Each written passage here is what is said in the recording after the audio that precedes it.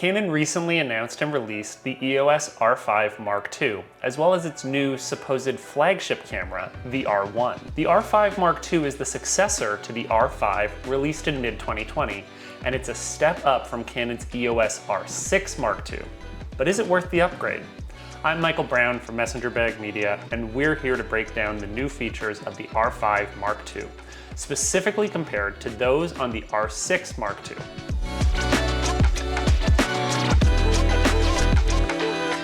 At Messenger Bag Media, we currently use two R6 Mark IIs as our daily drivers and are deciding whether or not we should upgrade.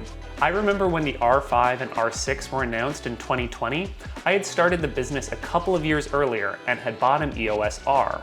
The camera was no doubt flawed, but it didn't make any sense not to purchase a mirrorless camera, knowing where the industry was headed. When the R5 and R6 were announced, they seemed to not only fix so many of the issues with the R, but tried to jump farther ahead than anyone had imagined. The issue was, by trying to do so much, they actually introduced new flaws, primarily with overheating when it came to shooting 4K video and above. That said, for my business, primarily doing corporate videography and videos for social, I knew it was worth making a purchase.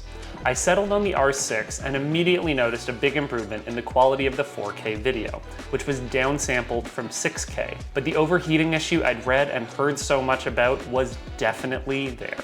I use the R6 as my A cam and the R as my B cam, and in most instances, it was a great combo, but I frequently found myself on edge during shoots.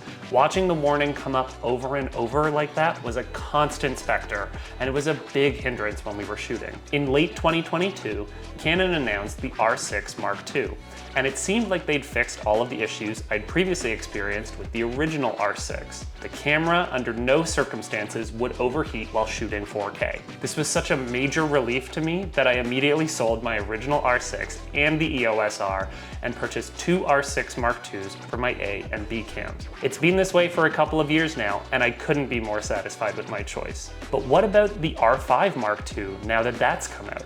Is there anything that's making me consider a new upgrade?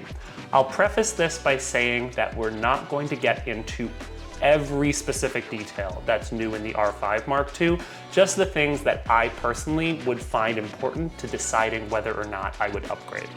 The R5 Mark II retains the original model's 45 megapixels, but this time it's got a stacked sensor, allowing for certain advantages to prevent potential bowing, particularly when shooting sports or other very fast-moving content with the electronic shutter.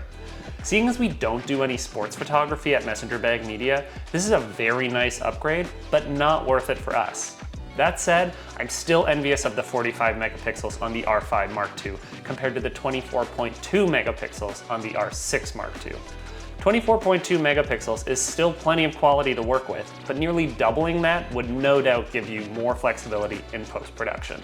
The viewfinder on the R5 Mark II is also way bigger than it was before and introduces eye control focus to the line, which was previously available in the R3. The R5 Mark II also has longer capabilities for shooting in 8K and the ability to shoot at 60 FPS. This is achieved by adding in vents to allow the heat to escape, but it isn't an entire fan like in the R5C. However, Canon clearly thought about that too, as it has an additional grip for the camera that can add in that additional fan. This is absolutely something I still want, and the additional resolution and quality of even the 4K that this camera is capable of makes me very interested. But again, I still don't know if it's enough for a Switch. They've also swapped around some of the button placement, which actually now makes it more in line with the switches they did for the R6 Mark II. I'm definitely a fan of this, and I think it makes more sense with the button layout. Canon has also swapped out the mini HDMI port for a full HDMI port, which is definitely another great upgrade. Overall, this feels like a really perfect revision to the R5 line, and if you haven't had the jump to mirrorless, or if you're thinking of upgrading from the original R5, I would say go for it. I was extremely satisfied with the improvements when I upgraded from the R6 to the R6 Mark II, and I imagine you'd feel the same as an R5 owner. If you have an original R6 and the R5 Mark II is within your budget, I would absolutely suggest getting it over the R6 Mark II. There are no more of the issues that made it difficult to consider an R5 when the R6 Mark II came out. But again, the big factor here is budget. In Canada, where we are, The cost differential of these two models is $2,600. If you're upgrading two bodies as I did, that's an additional $5,200 on top of the initial $5,900 each that you're paying. That puts it out of reach for many professionals. If that's the case for you, then the R6 Mark II is a terrific camera that I find has very few drawbacks. If you already have an R6 Mark II, I personally don't see major reasons to upgrade. If you need that resolution, if you want to shoot in 8K, yes, that's where you're going to get it. It's physically not possible in the R6 Mark II. If I was suddenly sitting on an extra $12,000, sure, I'd upgrade both of my bodies to the R5 Mark II. But in the meantime, I'm still extremely satisfied with the R6 Mark II and what it's delivering for me and my business. So what do you think? Are you getting an R5 Mark II? Do you have an original R5 or R6? Let us know in the comments below, and let us know if there are any other videos or camera topics you'd like to see us cover in future. This was a bit different from our other videos, but if you'd like to see more of this productivity-focused content, please let us know in the comments. If you're a media professional looking for tips and tricks to improve your photography, videography, and graphic design skills, check out our channel. If you like what you see, consider subscribing. Messenger Bag Media is your one-stop media shop.